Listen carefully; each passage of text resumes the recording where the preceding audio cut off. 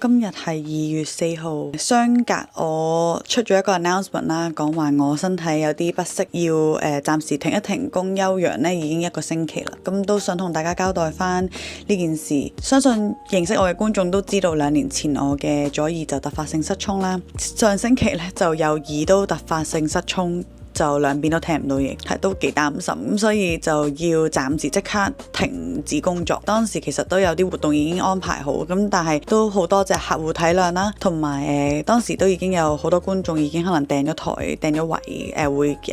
會嚟見面，咁但係就冇辦法出席，都要同大家講聲啦，咁令到大家擔心，都想同大家講聲我而家努力就治療中啦，多謝你哋每一個 message 啊問候啦，因為都未能夠一一去回覆，都想同大家分享翻呢件事啦，因為其實throughout 呢2年都收過好多其實唔同嘅觀眾有問過我，究竟係應該要點治療，由出事到而家啦，我哋叫做黃金72小時進行所有嘅治療啦，咁所以其實呢1個禮拜我已經食咗1個禮拜類固醇藥啦，打2支類固醇針落個耳膜度啦，同埋做緊一個叫高壓氧嘅治療，就係聞住一啲好高濃度嘅氧氣啦。So far 到而家我都有針灸嘅，咁但係你話做晒呢幾樣嘢，到而家1個禮拜呢，我諗我而家聽力係感覺上恢復翻50%。今次比起上次嗰個耳水不平衡同埋頭痛頭暈呢係再嚴重咗，所以下星期復診呢就會再做埋聽力報告，睇下有冇好轉啦。So far 其實係嗰個耳鳴比較嚴重，所以仲會係休息多一段時間啦，先至再恢復翻工作啦。希望會諗到辦法點樣去處理之後所有嘅嘢啦。好重要一樣嘢就係真係要保持樂觀嘅心態咯。希望會好啦。咁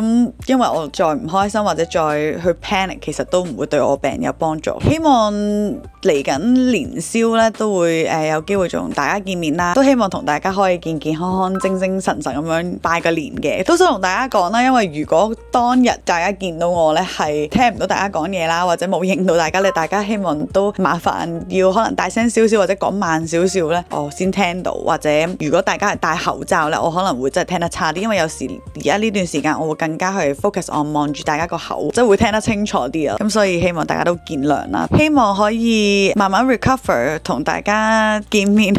互動下啦。下星期復完診咧，我都會再同大家講下究竟我做完呢一系列嘅治療有冇幫助呢？因為其實我都聽過好多唔同嘅 case 係我可能真係有機會完全回復翻100，有啲可能係幾日就好翻，有啲係2個禮拜好翻，啲係真係做晒所有嘢都唔好翻。我都想用自己自身例子去話俾大家聽，我究竟做咗啲咩治療，同埋究竟康復咗幾多啦。Hello， 今日係2月8號，今日同前日都初嘗恢復工作啦，因為都係啲比較靜嘅環境，同埋唔使太多交流嘅工作，咁我都希望慢慢感受翻，睇下我聽得好唔好。但係其實前日翻工嘅時候即係幾辛苦，因為唔知係咪嗰個耳水不平衡好嚴重啦，咁我頭痛頭暈都幾勁，同埋嗰個耳鳴好辛苦。但係我 feel 到琴日同今日嗰個感覺好似好翻啲，希望今日工作順利啦，同埋係後日就會去復診睇聽力報告啦，所以希望有明顯嘅聽力回復翻。而家暫時我10次高壓氧療程做咗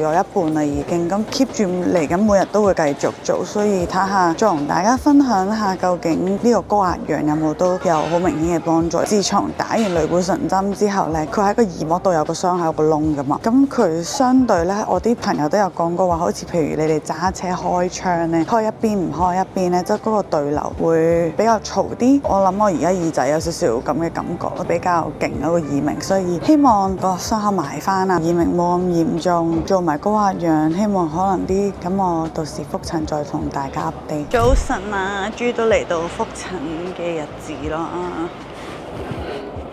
希望今晚一切順利啦。啱啱喺醫院復完診啦，然之後而家趕住去做高壓氧聽力報告呢，隻右耳其實都已經係算係回復翻正常範圍內啦，但係低頻呢就真係都仲係有少少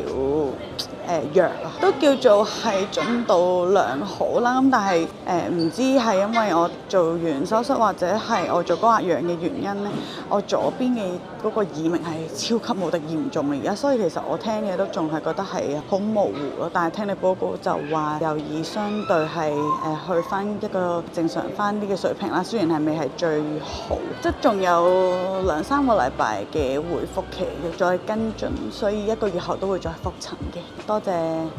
大家嘅一直關心啦，就同大家 update 到呢度。希望之後會越嚟越好，同埋希望大家都身體健康。面對身體上突然間嘅轉變呢，的確係令到我好驚同好亂啊。不過醫生都有提我啦，唔好太大壓力啊，因為只會令到病情越嚟越差。所以我都好樂觀咁樣面對啦。希望大家都會體諒，我會好努力，因為呢一條係一個好漫長嘅康復之路啊。如果大家喺街度見到我呢，冇反應，千祈唔好以為我唔理你啊，我可能好大機會真係聽唔到。所以大家可以望住我 say 個 hi 或者笑一笑咧，我會留意到㗎。希望大家之後都一直身體健康，開開心心咁樣過啦〜